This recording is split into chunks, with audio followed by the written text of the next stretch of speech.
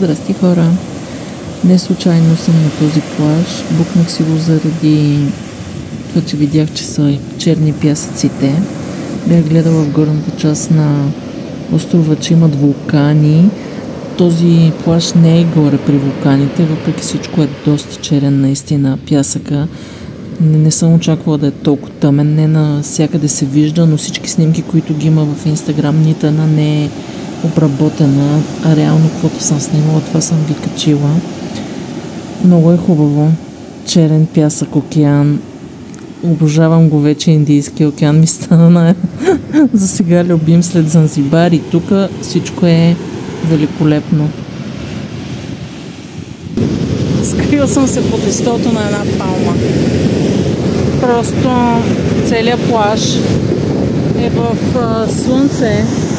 Реално няма къде, няма чадъри, няма други така издадени палми напред, които да хвърлят сянка на плажа. Но аз днес станах много късно, аз станах към 9 часа и докато се оправя да дойда до плажа Памва, стана 10, сега 11:20 и пясъка гори направо. Много е топло, така че ще поседа още малко и ще ходя към хотела, защото аз съм си купила от тук някакво слънцезащитно 50 фактор, което е тип спрей, обаче не знам доколко помага и действа. И ще го караме по-малко със слънцето, за да не си... Вижте водата къде идва. За да не прекарам следващите дни изгоряла в хотела. Така че сутрин малко и вечерно време, след обед малко. Но ще трябва да почна да ставам по-рано. Със сигурност рано сутрин ще е по-добре.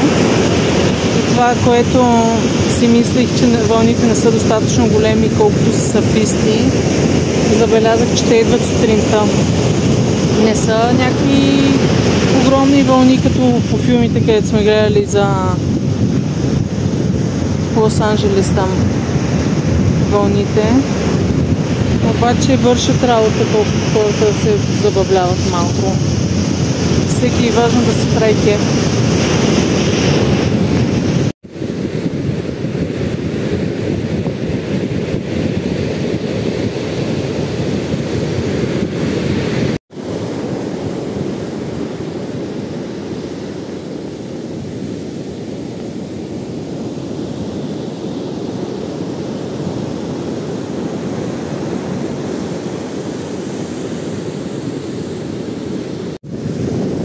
Другото, което искам да ви споделя е, купих билети.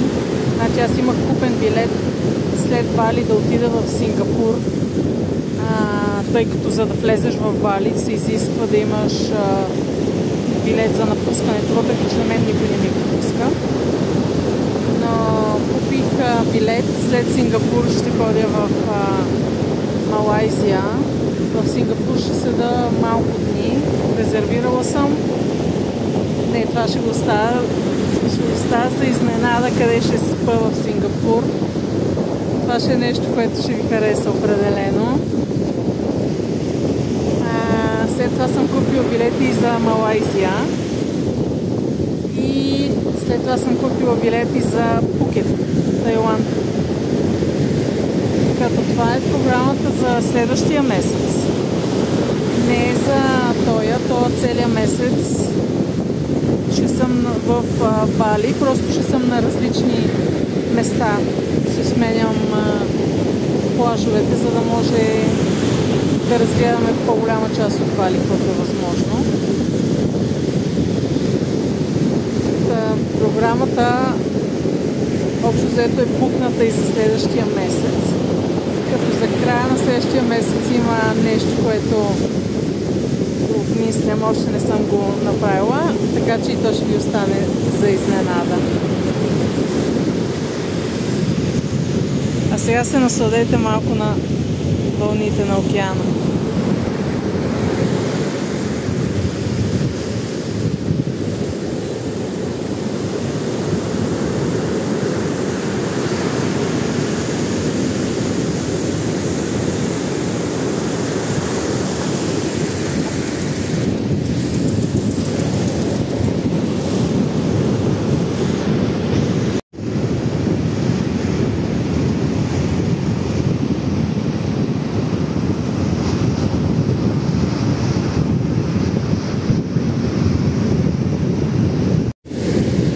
сега като се замисля, вече сянките са големи.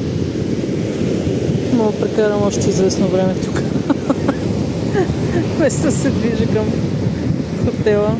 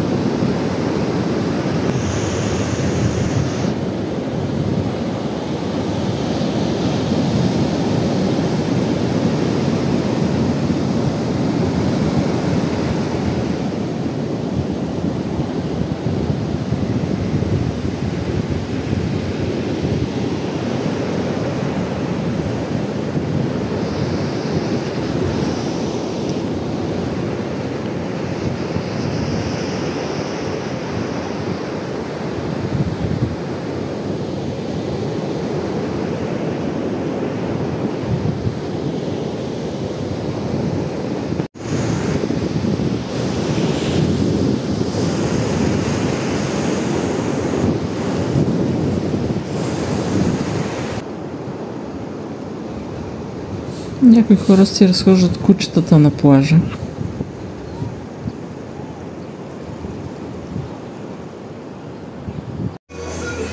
А други просто гъските.